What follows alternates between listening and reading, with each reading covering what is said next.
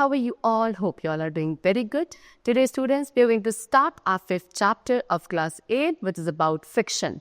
Okay, let's start the chapter. See, if you roll a ball on the floor, it will slow down after a while and finally stop on its own. Similarly, if the cyclist stops pedaling this bicycle, the bicycle gradually comes to halt. These observations suggest that an invisible force might be acting between the surfaces in physical contact. This force causes the object to slow down and stop moving. It always acts in the direction opposite to the direction of motion of the object. So this force that opposes the relative motion between the surfaces of two objects in contact and acts along the surfaces in contact is called the frictional force or friction. Frictional force comes into play only when two surfaces are in physical contact and is therefore a contact force. So what they're saying कि अगर आप floor पे किसी ball को role करते हैं तो आप क्या देखेंगे कि वो बॉल थोड़ी देर मूव होने के बाद उसकी स्पीड स्लो डाउन होगी and it will stop. Similarly अगर एक पेडलिस्ट है जो एक बाईसाइकिल को पेडल कर रहा है एंड उसने उस बाईसाइकिल को पेडल करना अगर बंद कर दिया तो क्या होगा, वो जो बाईसाइकिल है वो धीरे धीरे उसकी स्पीड स्लो डाउन होगी and eventually it will again stop. तो ये ऑब्जर्वेशन क्या हमें सजेस्ट करती है कि एक इनविजिबल फोर्स है जो उन दो सरफेसेस के बीच में एक्ट कर रहा है जो आपस में फिजिकल कांटेक्ट में है. ओके, एंड ये फोर्स क्या करता है, ऑब्जेक्ट को स्लो डाउन करता है एंड उसकी मूवमेंट को स्टॉप कर देता है. ये हमेशा ये जो फोर्स जो इन दो सरफेसेस के बीच में एक्ट कर रहा है which are in physical contact, ये फोर्स का क्या होता है, ये फोर्स हमेशा उस डायरेक्शन में अप्लाई होता है जिस डायरेक्शन में मोशन होगा उससे ऑपोजिट डायरेक्शन में. ओके, चलो. सो ये फोर्स जो रिलेटिव मोशन यानी कि वो दो ऑब्जेक्ट्स जो आपस में कांटेक्ट में है जिनके सरफेसेस, उनके बीच का जो रिलेटिव मोशन है ये फोर्स उस मोशन को क्या करता है, अपोज करता है. ओके, एंड इस फोर्स को frictional force is simply friction कहा जाता है. ओके, चलो. सो फ्रिक्शनल फोर्स सिर्फ तभी आपका एक्ट करता है जब दो ऑब्जेक्ट के सरफेसेस फिजिकल कांटेक्ट में होते हैं, इसीलिए इसे हम कांटेक्ट फोर्स भी कहते हैं. चलो, नाउ व्हाट कॉजेज फ्रिक्शन. अब ये फ्रिक्शन किस वजह से होता है. सो आपने देखा कि फ्रिक्शन क्या है, कांटेक्ट फोर्स है, यानी कि जब एक सरफेस मूव या फिर ट्राई करता है to move over another surface, ये तभी एक्ट करता है. राइट, चलो. Now observe the surface of a table. अगर आप किसी टेबल के सरफेस को एक पावरफुल मैग्नीफाइंग ग्लास के थ्रू ऑब्जर्व करेंगे तो आप क्या नोटिस करोगे कि ये सरफेस जो है टेबल का काफ़ी रफ है और इसमें बहुत सारी छोटी छोटी इरेगुलरिटीज है ग्रूव्स एंड रिजेस के फॉर्म में. ओके, ये जो ग्रूव्स एंड रिजेस है ये आपको और ज़्यादा क्लियर दिखती है किसी एक रफ सरफेस पे. अगर that of a sand paper, अगर आप सैंड पेपर ले लो तो ये ग्रूव्स एंड रिजेस आपको और ज़्यादा दिखेंगी. तो जब एक सरफेस किसी दूसरे सरफेस पर क्या करता है, मूव करता है, ये जो ग्रूव्स एंड रिजेस है ये आपस में दोनों ही सरफेसेस के क्या हो जाता है, टाई अप हो जाते हैं. ओके, एंड ये मोशन को स्लो डाउन करते हैं. This only causes friction. चलो, दिस मीन्स जितना सरफेस स्मूथ होगा वहाँ पे फ्रिक्शन फोर्स उतना कम होगा. And if you want to see that if it is true और not, so you will need to measure the force of friction. We can easily do this by using a spring balance. Okay, so spring balance क्या है, एक device जो कि force को major करती है. ये किस चीज़ का प्रिंसिपल यूज़ करती है कि जितना ज़्यादा फोर्स होगा उतना ज़्यादा एक्सटेंशन होगा, कि उससे ज़्यादा उस फोर्स का एक्सटेंशन होगा जो कि इस कॉइल्ड स्प्रिंग में प्रोड्यूस होगा. ओके, इसमें कॉइल स्प्रिंग होती है जिसमें एक पॉइंटर उसके साथ अटैच होता है. जैसे आप स्प्रिंग को स्ट्रेच करोगे, जो पॉइंटर है वो क्या आपका ग्रेजुएटेड स्केल पर मूव करेगा. ओके, एंड जो स्केल पे रीडिंग आती है वो बताएगा कि एक्चुअल में यहाँ पे कितना मैग्नीट्यूड ऑफ फोर्स एक्ट कर रहा है. ओके, चलो. Now do you understand now why a ball rolled on a smooth surface will travel a long distance before coming to rest. Okay, then when rolled over a rough surface, what they saying कि अगर आप किसी एक ball को smooth surface पे role करोगे, सो एक smooth surface पे रोल होने वाली जो बॉल है वो काफ़ी लॉन्गर डिस्टेंस कवर करती है रेस्ट पे आने से पहले as compare to that ball which is rolling on a rough surface. Okay, now so friction is more when you press down because the interlocking of irregularities. यहाँ पे एक activity given है, आपको क्या लेना है, आपको अपने क्लास का जो फ्लोर का फ्रिक्शन फोर्स है आप उसको टेस्ट करने वाले एक ब्रिक का यूज़ करके. ओके, एंड एक फ्रिक्शन टेस्टर का यूज़ करके. अब आप अपने एक फ्रेंड को बोलोगे कि आपको उस ब्रिक को प्रेस डाउन करना है एंड उसको दोबारा टेस्ट करना है. सो आप आपसे पूछा जा रहा है कि यहाँ पे do you find that now the friction is more, क्या आप ये देखेंगे कि फ्रिक्शन यहाँ पे ज़्यादा है या नहीं और क्यों? सो फ्रिक्शन यहाँ पे ज़्यादा होगा क्योंकि जब आपने प्रेस डाउन करा तो जो इंटरलॉकिंग थी इरेगुलरिटीज़ की, वो कहाँ थी इरेगुलरिटीज़? दोनों ही सरफेसेस के बीच में, फ्लोर एंड ब्रिक के सरफेसेस के बीच में जो इरेगुलरिटीज़ थी वो आपस में इंटरलॉक हो जाती है एंड वो इंटरलॉकिंग इंक्रीज हो जाती है जैसे आप दोनों सरफेसेस को हार्डर एंड हार्डर एक साथ ही क्या करते हैं, प्रेस करते हैं। फैक्टर्स अफेक्टिंग फ्रिक्शनल फोर्स, अब कौन कौन से फैक्टर्स है जो फ्रिक्शनल फोर्स को अफेक्ट करते हैं? तो कोई भी दो सरफेसेस का जो फ्रिक्शनल फोर्स है वो दो फैक्टर्स के ऊपर डिपेंडेंट है, nature of the surfaces and mass of the body, कि उन दोनों सरफेसेस का नेचर कैसा है एंड बॉडी का मास कैसा है। तो फ्रिक्शन जो है दो सरफेसेस के बीच में, जो दो सरफेस आपस में कांटेक्ट में है उनके बीच का जो फ्रिक्शन फोर्स है वो स्मूदर सरफेसेस के लिए कम होता है एंड रफ सरफेसेस के लिए ज़्यादा होता है। दैट मीन्स जितना ज़्यादा सरफेस एक रफ होगा वहाँ पे उतना नंबर ऑफ इरेगुलरिटीज़ है उस सरफेस पे, that means greater will be the friction over there. Next is mass of the body, एक हेवियर ऑब्जेक्ट जो है वो ज़्यादा हार्डली प्रेस करता है इरेगुलरिटीज़ में, दैट मीन्स व्हाट कि ज़्यादा ग्रेटर रेजिस्टेंस मिलता है मोशन को, दैट इज ग्रेटर फ्रिक्शन। और this is the only reason कि हमें एक हेवियर ऑब्जेक्ट को क्या करना, मूव करना काफ़ी ज़्यादा डिफिकल्ट हो जाता है। It is important to note that the force of friction does not depend on the surface area of two objects which are in contact with each other. ये चीज़ इंपॉर्टेंट है कि फ्रिक्शनल फोर्स जो है उन दो सरफेसेस के, जो दो सरफेसेस आपस में कांटेक्ट है उनके सरफेस एरिया के ऊपर डिपेंडेंट नहीं होता है। चलो now next we come to types of friction. कितने टाइप्स के फ्रिक्शन होते हैं? तो फ्रिक्शनल फोर्स को आप 3 टाइप्स में कैटेगराइज करते हैं। Number 1 static friction, second is sliding friction and the third is rolling friction. First of all we have to discuss about static friction. So वो फ्रिक्शन जो दो सरफेसेस के बीच में एग्जिस्ट करता है विच आर इन कॉन्टैक्ट, जब वहाँ पे कोई और रिलेटिव मोशन उनके बीच में नहीं है तब वो रिलेटिवली क्या, एट रेस्ट कहलाते हैं, यानी कि वहाँ पे स्टैटिक फ्रिक्शन होता है। ओके, स्टैटिक फ्रिक्शन एक ऑब्जेक्ट को किसी सरफेस पर मूव करने से प्रिवेंट करता है। फॉर एग्जाम्पल आपने कंसिडर करें यहाँ पे cupboard, okay, which is in contact with the floor. When force is applied to slide the cupboard against the floor, a friction force will resist the motion. एक cupboard है जो कि आपके floor पर रखी है एंड जैसे ही आप उस कबर्ड पर एक फोर्स अप्लाई करेंगे उसको मूव करने के लिए, तो कबर्ड के सरफेस पर फ्लोर के सरफेस के बीच में जो स्टैटिक फ्रिक्शन है वो उसको क्या करेगा, अपोज करेगा। ठीक है, if F is less then FR, okay, अगर फोर्स जो है, जो फोर्स आप अप्लाई कर रहे हो वो फ्रिक्शनल फोर्स से कम है तो कबर्ड आपकी मूव नहीं होगी। ओके, बिकॉज वहाँ पे क्या है, वो स्टैटिक यानी कि रेस्ट पे रहेगी on the floor. In this case friction को क्या कंसिडर करा जाएगा, स्टैटिक फ्रिक्शन कंसिडर करा जाएगा, that means it is not moving.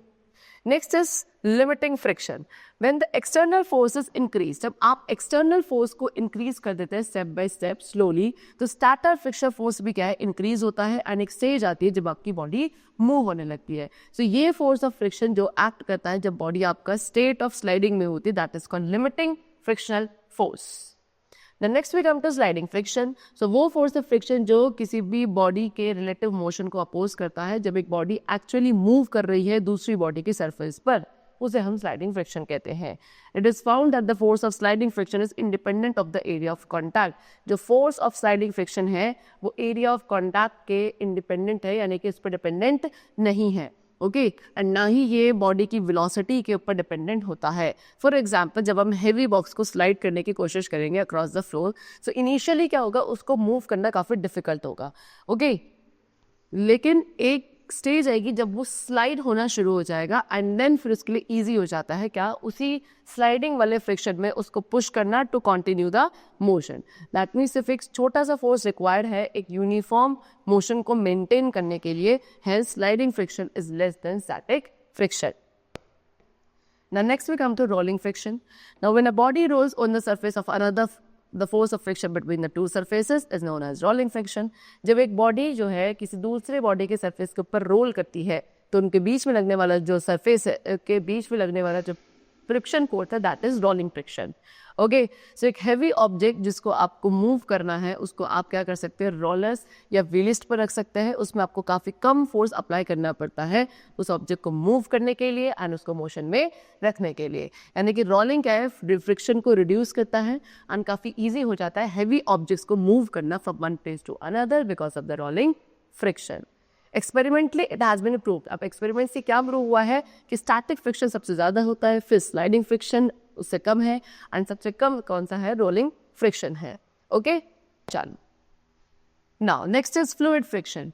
Air is very light. अब हमें पता है एयर काफी लाइट है ना, लेकिन इसमें भी क्या होता है, फ्रिक्शनल फोर्स है जो ये एक्सर्ट करती है एयर उन ऑब्जेक्ट्स पे जो ऑब्जेक्ट्स एयर के थ्रू मूव करते हैं.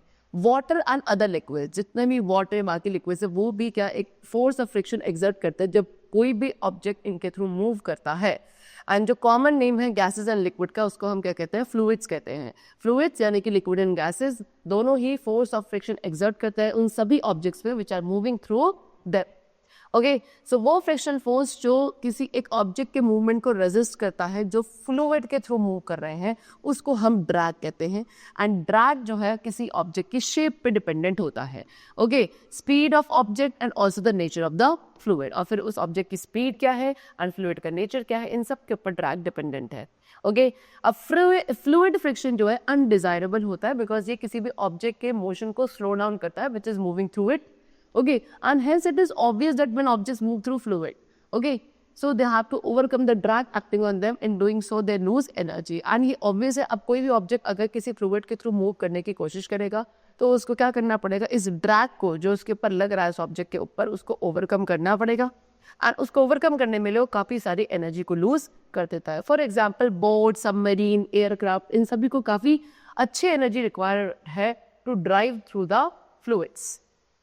ड्रैग, अब ड्रैग को कैसे रिड्यूस किया जा सकता है, एक स्पेशल शेप प्रोवाइड करी जा सकती है व्हीकल्स को जिसको हम कहते हैं स्ट्रीम लाइनिंग. ओके, देखिए एक स्ट्रीम लाइन बॉडी जो है वो क्या करती है, ड्रैग को रिड्यूस करती है सो दैट जो ऑब्जेक्ट है वो इजीली फ्लूइड्स के थ्रू पास हो सके. Birds, car, aeroplane, rocket, submarine, boat, इन सभी की स्पेशल स्ट्रीम लाइन बॉडी होती है एयर रेजिस्टेंस को रिड्यूस करने के लिए. शिप, बोट एंड सबमरीन्स ये ब्रॉड होती हैं मिडिल में से, है ना, एंड फ्रंट एंड बैक में से कैसी होती है, नैरो होती है. इसी शेप को स्ट्रीमलाइन शेप कहा जाता है जो कि क्या करता है, किसी भी ऑब्जेक्ट को के फ्लूइड्स के थ्रू मूव करने में, स्मूथली मूव करने में हेल्पफुल होती है. Now next we come to what friction is a necessary evil. So अब बहुत सारे ऐसे इंस्टेंसेस है हमारी डेली लाइफ में जहाँ पे फ्रिक्शन एक नेसेसिटी है. फॉर एग्जाम्पल विदाउट फ्रिक्शन जो है हम किसी भी ऑब्जेक्ट को अपने हैंड्स में होल्ड नहीं कर सकते, हम वॉक नहीं कर सकते, इवन हम एक मैच स्टिक को भी लाइट अप नहीं कर सकते विदाउट फ्रिक्शन.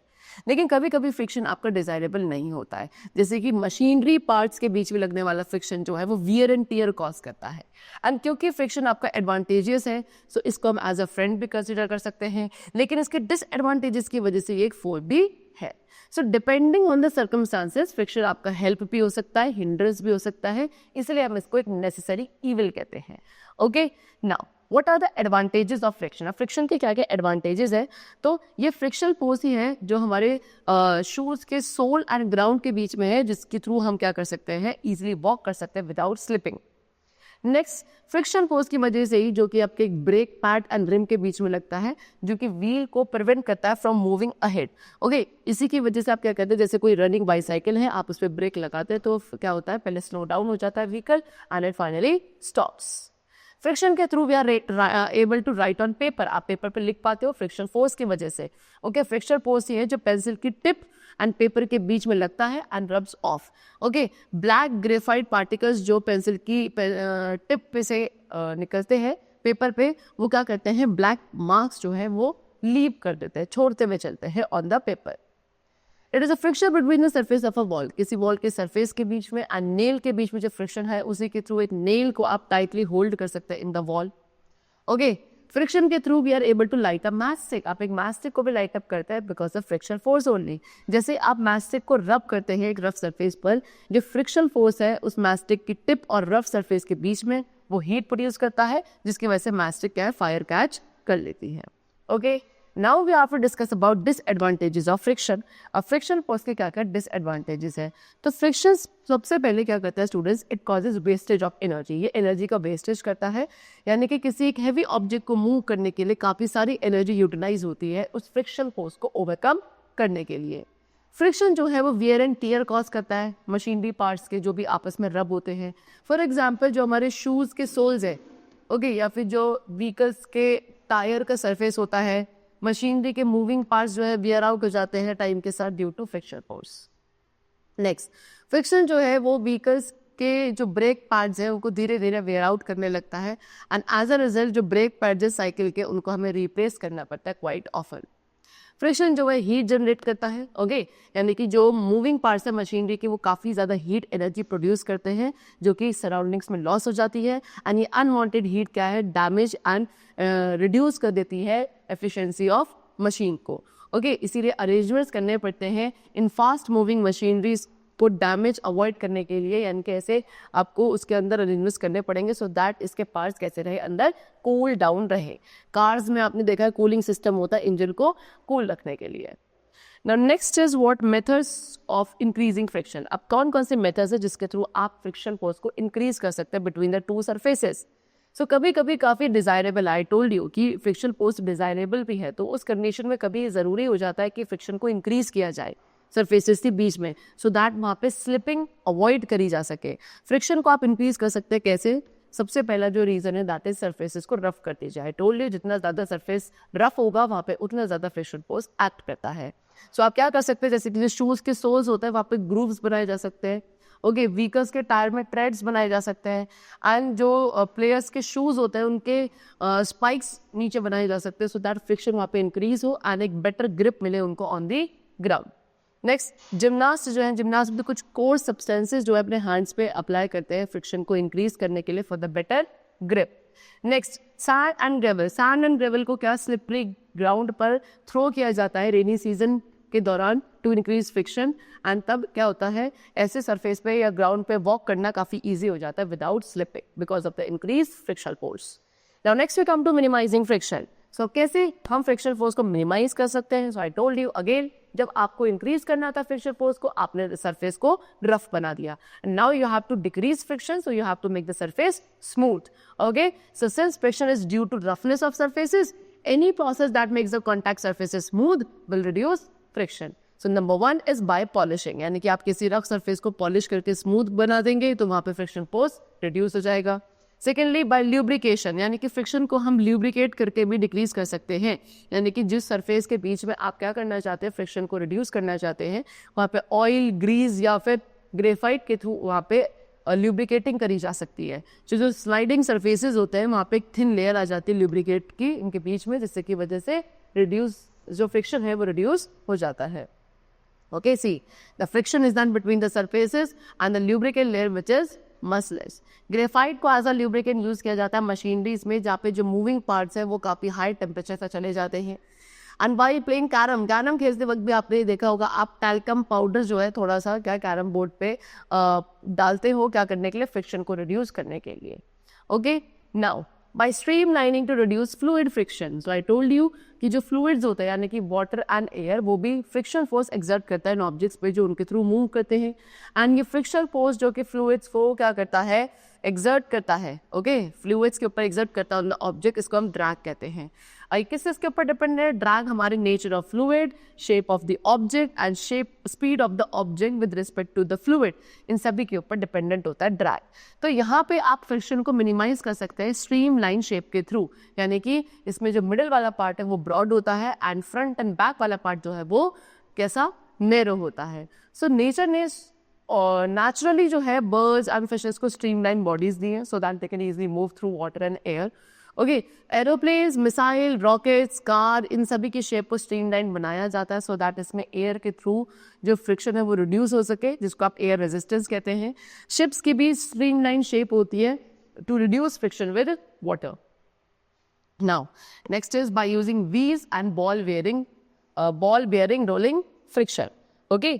सी सो जब एक स्फेरिकल या फिर सिलेंड्रिकल ऑब्जेक्ट किसी सरफेस पर रोल करता है तो वहाँ पे जो रेजिस्टेंस होता है दैट इज रोलिंग फ्रिक्शन। अब ये रेजिस्टेंस एक ऑब्जेक्ट को क्या करता है, एनकाउंटर करता है जैसे ही वो किसी सरफेस पे स्लाइड करता है, जिसको आप स्लाइडिंग फ्रिक्शन कहेंगे। एंड एक ऑब्जेक्ट को रोल करना काफ़ी ईजी है देन टू स्लाइड, तो रोलिंग फ्रिक्शन जो है इसीलिए लेस होता है as compare to sliding friction. इसीलिए व्हीकल्स को क्या आप व्हील्स के थ्रू नीचे इक्विप्ड किया जाता है, ओके। आपने देखा होगा लगेजेस भी क्या, उनमें भी लगेजेस में भी नीचे व्हील्स इक्विप कर दिए जाते हैं एंड फिर इन लगेजेस को, बैग्स को, व्हीकल्स को रोल करना काफ़ी ईजी हो जाता है, ओके, कि उसको कैरी या स्लाइड करने के कंपेरिजन में। चलो नाउ अब क्या प्रिंसिपल है कि रोलिंग फ्रिक्शन जो है वो लेस होता है कंपेयर टू स्लाइडिंग फ्रिक्शन। इसी प्रिंसिपल को हम क्या यूज करते हैं बॉल बेयरिंग्स के अंदर भी। बॉल बेयरिंग्स के अंदर स्टील की बॉल्स या रोलर्स होते हैं एंड बॉल बेयरिंग्स जो है यूज करी जाती हैं व्हील एंड एक्सिल जो होता है कार का उसके बीच में फ्रिक्शन को रिड्यूस करने के लिए। ज़्यादातर मशीन जिनमें मूविंग पार्ट्स होते हैं सब में बॉल बेयरिंग्स का यूज किया जाता है। Okay, however it is not possible to reduce friction, लेकिन ये चीज ध्यान रखने कभी भी फ्रिक्शन को जीरो तक रिड्यूस नहीं किया जा सकता क्योंकि कोई भी सरफेस एब्सोल्युटली स्मूथ नहीं है। ओके, चलो now next we come to exercise portion and the first question is give the correct answer.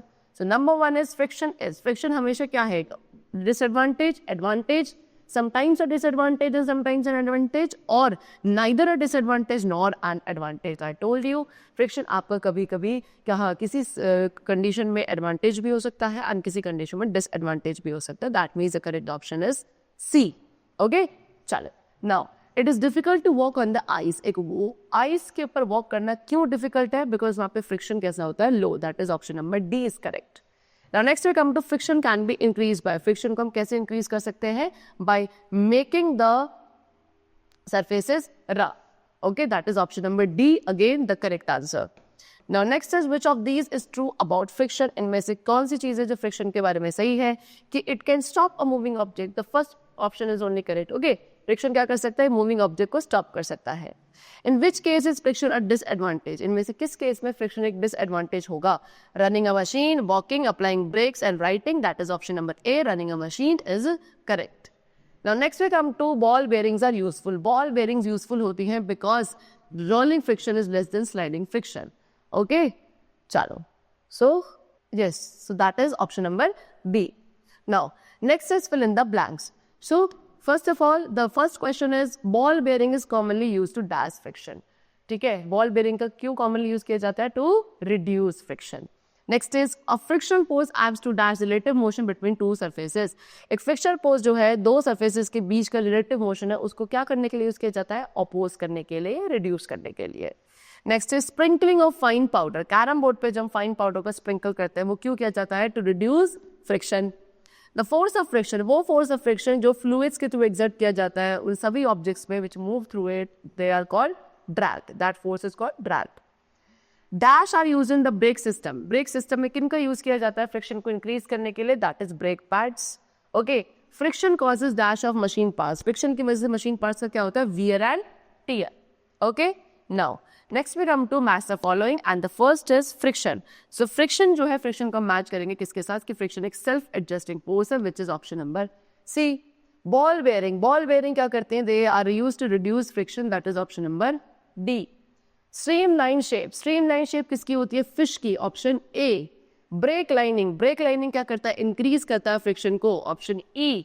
And last is hills and valleys on the rough surface. Rough surface जो hills and valleys है ये कैसी होती है, interlocking होती है, which is option number B. Okay, चलो, now next is answer the following question in short. Number one is what is the effect of friction on motion.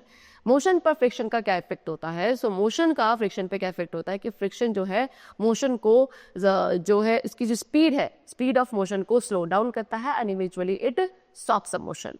Next, what causes friction between two surfaces in contact. दो surface जो आपस में contact में है उनमें किसकी वजह से फ्रिक्शन कॉज होता है, सो फ्रिक्शन जो है दो सरफेसेस के में जो ग्रूव्स एंड रिजेस है उनकी इंटरलॉकिंग की वजह से कॉज होता है। ओके, चलो, why does a rough surface have greater friction than a smooth surface. So एक रफ सरफेस में ज्यादा फ्रिक्शन क्यों होता है as compare to smooth surface, because एक रफ सरफेस पे जो number of grooves and ridges है वो ज्यादा होती है जिसकी वजह से इंटरलॉकिंग ज्यादा हो जाती है एंड वहां पे एक रेजिस्टेंस फोर्स यानी कि फ्रिक्शन फोर्स ज्यादा एक्ट करता है as compare to smooth surface. Next is give to situations where it is desirable to increase friction. ऐसी कोई दो सिचुएशंस हमको बतानी है जहां पे फ्रिक्शन को इंक्रीज करना कैसा है, डिजायरेबल है, जरूरी है। सो दैट इज व्हाट, एक तो क्या हमारे ग्राउंड एंड जो शूज के सोल्स होते हैं उनके बीच में। Okay, so that we do not get slip. Machinery parts, machinery parts में के जो पार्ट होते हैं वहां पे जो मूविंग पार्ट्स है उनमें इन फ्रिक्शन को इंक्रीज करना जरूरी है। ओके, चलो, sorry, not to increase friction between them. Okay, this is not correct. Wait, machinery parts पे तो इसको हमें डिक्रीज करना पड़ता है so that wear and tear कम हो। See so if you want to write on a paper, आपको पेपर पे अगर कुछ चीज़ लिखनी है तो उसको लिखने के लिए भी क्या वहाँ पे फ्रिक्शन रिक्वायरमेंट है. ओके चलो, एंड टू लाइट मास्टिक, किसी मास्टिक को लाइट अप करने के लिए भी फ्रिक्शन रिक्वायर्ड है.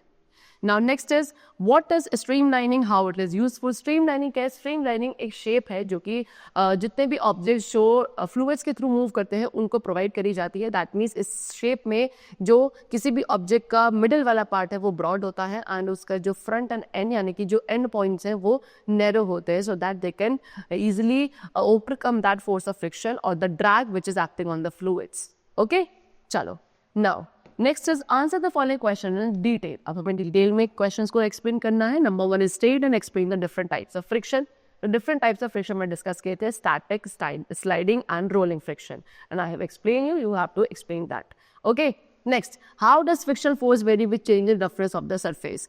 ठीक है, सरफेस की रफनेस के साथ फ्रिक्शन फोर्स कैसे वेरी होता है. तो आई टोल्ड यू जितना ज़्यादा किसी सरफेस की रफनेस होगी उस पर उतने ज़्यादा ग्रूव्स एंड ब्रिजेस होते हैं जो किसी दूसरे सरफेस के साथ इंटरलॉक हो जाएंगे एंड वहाँ पे जो मैग्नीट्यूड है फ्रिक्शन फोर्स का वो इंक्रीज हो जाएगा. एंड अगर सरफेस आपका स्मूथ है दैट मीन्स वहाँ पे ग्रूव्स एंड ब्रिजेस कम होंगे, इंटरलॉकिंग कम होगी एंड वहाँ पे फ्रिक्शन फोर्स भी कम होगा. Next, if a ball is moving on a frictionless horizontal surface and no forces are applied on it, will its speed decreases, increase or remains constant. एक ball है जो एक frictionless horizontal surface पे move कर रही है, वहाँ पे कोई फोर्स अप्लाई नहीं हो रहा है, सो क्या उसकी स्पीड डिक्रीज होगी, इंक्रीज होगी या कांस्टेंट रहेगी. सो वो कैसी रहेगी, उसकी स्पीड जो है कांस्टेंट रहेगी, उतनी स्पीड से वो मूव करता जाएगा. Explain why sliding friction is less then static friction. Sliding friction जो है वो स्टैटिक फ्रिक्शन से कम क्यों होता है. Okay they have asked you this question. So see, they have told you force of sliding friction is independent of the area of contact. जो हमारा sliding friction का force है वो area of contact से independent होता है, ना ही object की velocity के ऊपर dependent है. इसीलिए एक heavy box को floor पर क्या slide down करना initially काफ़ी difficult है, लेकिन एक बार जब उसको start कर दिया जाएगा फिर वो slide होता जाएगा. and काफ़ी कम force से हमें required होता है उसी uniformity के साथ उसके motion को या उसकी sliding को continue करना. ओके इसीलिए स्लाइडिंग फ्रिक्शन जो है काफ़ी लेस होता है as compare to static friction, क्योंकि स्लाइडिंग फ्रिक्शन में काफ़ी कम फोर्स रिक्वायर्ड होता है यूनिफॉर्म मोशन को मेंटेन करने के लिए. ओके चलो, next is explain the disadvantages of friction. Friction के डिसएडवांटेजेस हमें डिस्कस करने हैं. So these are the disadvantages which we have discuss. There are 4 points कि friction wastage of energy cause करता है, मशीनरी पार्ट्स के मूविंग पार्ट जो होता है उनमें वेयर एंड टियर कॉज करता है. ओके एंड जो ब्रेक पैड्स होता है व्हीकल्स के वो जो है धीरे धीरे वेयर आउट होने लगते हैं, इसलिए हमको रिप्लेस करना पड़ता है फ्रीक्वेंटली. फ्रिक्शन जो है हीट एनर्जी जनरेट करता है. ओके चलो, सो ये सारे डिसएडवांटेजेस है. And the last is explain the role of ball bearing in reducing friction. Ball bearing का क्या रोल है in reducing friction. So ball bearing जो हम यूज करते हैं between the wheel and axle of a car, वो क्या करते हैं फ्रिक्शन को कंसिडरेबली रिड्यूस कर देते हैं. इससे ज़्यादातर जितने भी मशीन्स हैं वो मतलब वो मशीनरी जिनमें मूविंग पार्ट्स होते हैं उनमें बॉल बेयरिंग का यूज़ किया जाता है. ओके चलो, so that's all for the chapter. We have completed with exercises the whole chapter's explanation, and I hope the chapter was very clear to you. Let's meet very soon. Till then, take care and thanks to everyone.